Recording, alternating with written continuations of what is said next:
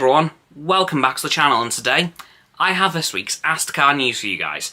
And this week, I've got a few things to go over, but I still think this is going to be a pretty short one.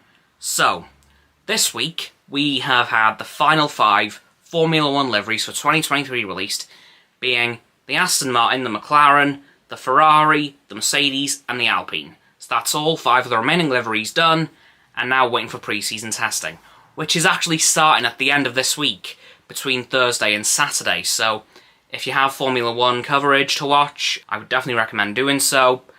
I think, well, it's obviously Sky Sports and Channel 4 in the UK, or if you're in America, I think it's ESPN. Beyond that, I'm not too sure, but keep an eye out for it, because, of course, we'll get an idea of roughly how the season might go from the pre-season testing, of course. Now, moving on to NASCAR. Tonight is the Daytona 500.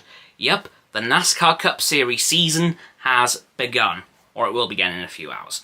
I have no idea who's on pole, and I have no idea who's going to win. Completely up in the air. We'll just have to find out tonight. Now, moving on to some more unfortunate news. Queen Consort Camilla has actually tested positive for COVID-19. So, as far as I'm aware, we haven't heard anything about the Queen Consort's condition.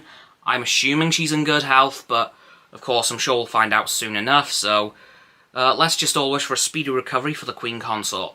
Moving on to some more entertainment news. Of course, The Bad Batch and Star Trek Picard came out this week. The first episode of Season 3 of Picard was phenomenal, as you guys know from yesterday's video.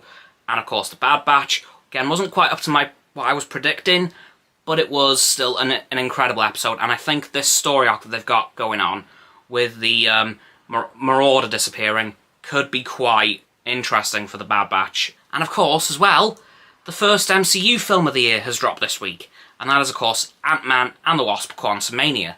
And I personally can't wait to watch it. I believe I'm watching it soon, like I think by the end of next week, so I will definitely, hopefully, be able to get Rodney on for another Astoundcast to talk about that. Speaking of which, tonight's Astoundcast is at 6 PM on stereo. Please check me out over there with Roxanne.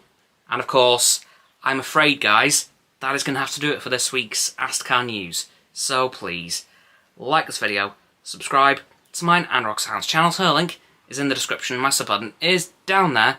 Please click both of our sub buttons and bell icons to get both sets of our notifications. Comment as well, because why the heck not?